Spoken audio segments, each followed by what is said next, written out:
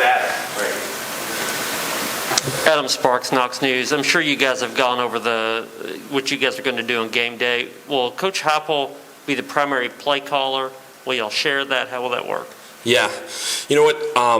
We're working through all that right now. We've genuinely done so much as a staff. There's so much different stuff coming in from what we were able to do at UCF to what Cody's brought, what Jerry Mack has brought. So we're working through it. At the end of the day, that's a good Coach Heupel question, and we'll kind of settle on that as we get closer to game day. Austin and then Patrick.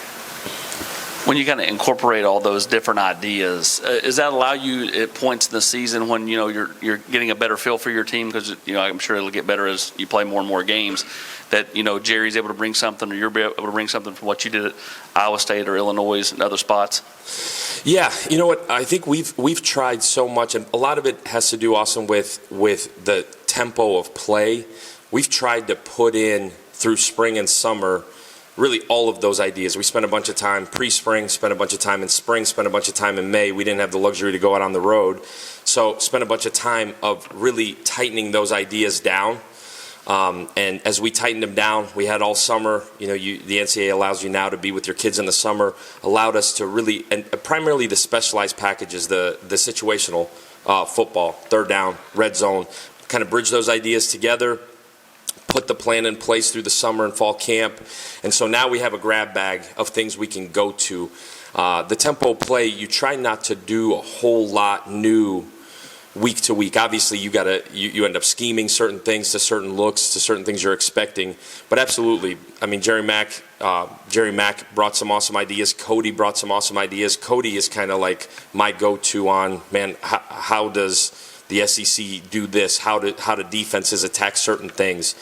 And then obviously Hype has been in this league. Glenn has been in this league. So it's been, I don't want to say a grab bag, but it's been a conglomerate of ideas through the summer, put a bunch in fall camp, and now we're kind of grab bagging as we're going, as we get pictures we're presented. This week, a unique challenge with the new defensive coordinator. Patrick. Alex, going to go with the quarterback question, not to ask, don't need to make who's the starter or anything like that. But with you talk going into preseason about wanting to see Joe in this offense, what he looked like, how he, adjusted to it. So what have you seen in 3 weeks of practice, and how has he kind of jumped into what you guys are doing on offense? Yeah, Patrick, he's really done a good job, really a great job of fitting in, adjusting, learning, growing. He spent a bunch of time in May and June, July learning the system. He's a football smart young man. He's played in games that matter. So for him, it's just been a terminology, a progression, a read. The way we coach quarterbacks is unique. I think Joey's done an incredible job with him, doing the very best he can to prepare him. Really all of those quarterbacks, all three of those guys, put him in tough situations, tried to create tough situations in practice and in scrimmages. But I think Joe has caught on really, really well. He's progressed. He's gotten better. He's had bad days. We all have. But he's had bad days. I think my biggest point of emphasis offensively for us in general, quarterback position specifically, how do you respond to the bad day? And I think in general, that's been the message. The quarterback position, every position, right? A bunch of young guys, a bunch of guys that hadn't played a whole lot, trying to instill confidence while bringing adverse situations into play. You can say adversity is going to come, adversity is going to come, adversity is going to come. You just hope it doesn't come for the first time September 2nd at Neyland. So you're trying to create those situations. And to me, not coaching the quarterbacks, I want to see how they respond. And I think Coach Heupel's in the same breath, and I think us as an offense in the same breath at that position. Adversity's coming. How do you respond and continuing to instill confidence through those adverse situations has been the focus at that spot. Jimmy, then Brent. Coach, in terms of the offense, if you had a game this weekend, do you think the offense is efficient enough to where you think they would perform well if you played this weekend? Gosh, I hope so. Yes, sir. We've taken this week very much like a normal game week. For us, today was a Wednesday practice. Yesterday was a Tuesday practice. So this has worked out really, really well for us scheduling-wise, with the guys getting into school and us really essentially having almost 2 weeks to prepare like it would be a game this Saturday.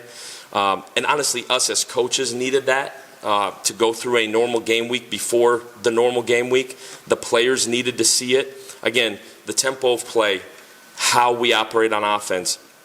We don't have a vast menu of a million plays. Hence, we got to tighten it down, really prepare as if Saturday was game day. And I think Coach Hype allowing us to do it this way has really helped. Again, yesterday was a Tuesday. Today is a Wednesday. We walk off the field in a normal game week. Tomorrow would be a walkthrough. We'd have a fast Friday on Friday. So absolutely, as treating it like a game week, do I feel like we're ready? I'm glad we have an extra 4 days, but I think we're about as ready as we're going to get as we were playing on Saturday. Brent? Coach, back to the quarterbacks. You said when we visited with you the first time, you kind of had some thoughts in mind of when some separation might occur, like 10 days in.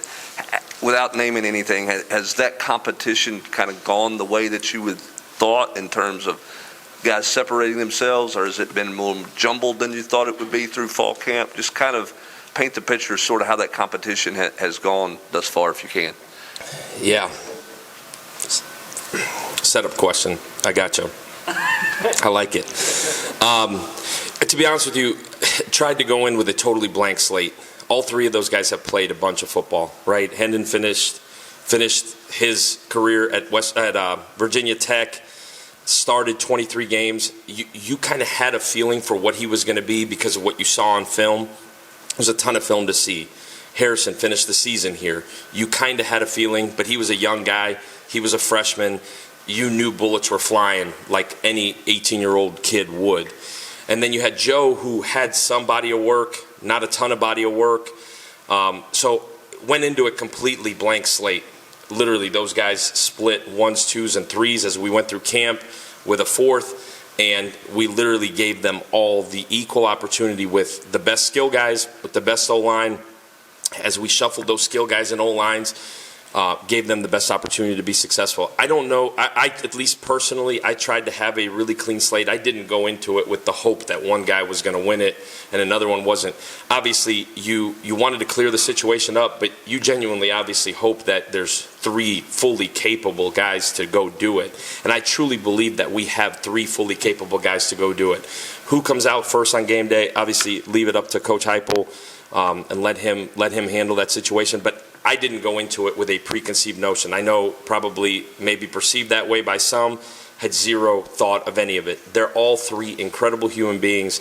They're all three students of the game. They're up in the office hanging out the entire day. Like literally, you walk into Coach Halsey's office, one of those guys is sitting in there. They are the model of what we want in a Vol football player. Tough, blue-collar, gritty, hard-nosed football players. Coach Heupel refers to it as poor, hungry, and desperate. Those three guys are. They resemble that. That's what you want in a quarterback. That's what you want in a leader. But in terms of what I thought was going to happen, we kind of let it happen and saw what happened. They all had an equal opportunity to go do it. Ben and Trey?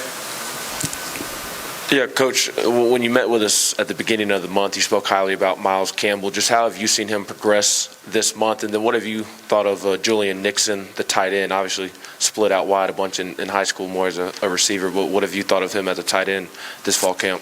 Yeah, Julian has done a pretty good job of learning. Like when I say pretty good, he has never blocked a soul in his life. He's never lined up. He's also never weighed 257 pounds. So there's such a growth process. He's the ultimate, needs a year to get his butt whooped in the weight room, to wake up early, go through the grind of what college football is and should be, play on the scout team, learn, grow. I've been really pleasantly surprised with Julian. I had no idea what to expect, right? There's a big body. I didn't meet him till he moved into the dorms. Really had film, but didn't have any idea what the body was going to look like, mentally what he was capable of. He's done a good job adjusting. He's done a good job learning. I've been hard on him because I want to see if he'll push through the hard. And he has pushed through the hard. He's had tough days, and we've kind of kept pushing and pushing and pushing. I do think there's a bright future for him. I think he does some really good things out flexed. I do think he's a willing blocker. He's got to become a tough blocker. But I think he's learning and growing, and I've been pleasantly surprised with him. Miles was sick early in camp and lost some weight, has bounced back, has tried to recover from that. My hope is still that Miles helps us this year at some point. I would say right this second, he's fighting and battling to be in the rotation. But my hope is by middle of the year, which I had said early on, right? Like I have never played a freshman tight end ever, and I don't know. I've been coaching for a while, have never done it. Guys that are capable, guys that have played in the league, guy that was a Mackey finalist last year, never played those guys as freshmen. My hope is we still get Miles to that point. I think if he hadn't gotten sick, I think it would have been a little bit easier for him to bounce back. It just took him 2 weeks to get back in the swing of things, and he's still learning and figuring it out. I think mentally he's capable. I think physically he's willing and capable. I think just everything that's going on. I think we forget sometimes freshmen, like classes started, right? There's obvious distractions now going on. It's figuring out what is a game week. We had talked about this is a normal game week for us. Well, he's got tutoring, he's got class, tutoring, class, football, got to watch film on his own, got to learn, got to grow, got to figure out the game plan. Like there's a lot going on for a young man, for an 18-year-old, and that's not an excuse for him. It's just going to take him a second to put it all together to be able to line up on a Saturday at noon and play. And so my hope is still that he can play this fall for us and help us. I don't know how early that'll be in the season. Hey, Alex, when you look at the running back room and how these guys have progressed over the course of fall camp and then coming out of the spring when you didn't have Tyon Evans, what does that look like to you, especially the guys behind Jabari and Tyon, and a few guys like Jalen, maybe D. Beckwith, Pierce? How do you think that they've handled figuring out the scheme this fall? Done a really good job figuring out the scheme. I think Jerry Mack, Matt Merritt, those guys have done an incredible job teaching those guys. That's one position that I'm uber excited about going into game day. I think Jabari's had the camp we all hoped he would. Tyon, honestly, in a lot of ways has surpassed my expectations. He's started to figure out what it is to be a Division I college football player. He was here in the spring. I think I've recruited junior college my whole career. You come in from a junior college and it just hits you in the face. And it took him a while to figure it out. It really did. From how do I take care of my body? How do I sleep? When do I go to tutoring? All of that. Just how do I figure that out? It took him a minute. It was resistant a little bit at times to figuring it out. There was some nudging there. But I think Tyon has put it all together. Having only football for 3 weeks for Tyon was really, really good. And so I'm excited to see what he can do. He's a different back than those other guys in the room. He's a bigger back. Been really pleasantly surprised with him. Jalen Wright, man, oh man, really, really excited about Jalen. He is everything we had hoped he would be. He's still a freshman. Same sentiment as Miles Campbell. Now we just threw class on him. We threw the distractions around campus at him. He's got to learn and grow, but I think he's got a really, really bright future. The other guys in that room with Marcus and D and those guys, we're still honestly this is a true answer. Still figuring out how the rest of the back end of that rotation shapes out. I think it'll truly be by committee on the back end of it. And I think it'll be by committee on the front end of it. You know, we really need 4 guys ready to rock and roll September 2nd. Obviously, those guys get nicked up as the season goes. COVID's a real deal right now. Like, we got to have 5 to 6 of those guys ready. So I'm excited about the 3. I think Marcus has been steady Eddie for us. And we'll continue to kind of figure it out. I think it'll be by committee on the back end of that rotation. But really excited about that group. I think it'll be fun. I think those guys all bring a different element. It's fun. It's fun to be able to run different types of plays with those guys. And they have the ability to catch the ball out of the backfield, which is an element that has been really, really fun to keep messing with. Really quickly, Vance.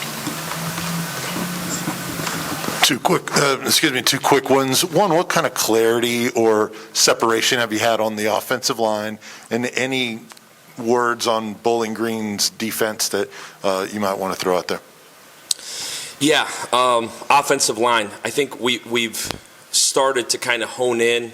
Coach Ellerby really wants to have a true two deep. Feel like we're close to that, but you really want on game day 6, 7, 8 guys that can go. Again, the tempo play, you'd like to be able to roll some guys in there. We've done that. We did that at the previous spot where we were able to play 6 and 7 guys in a game to keep guys fresh and keep them going. I think we're really close there.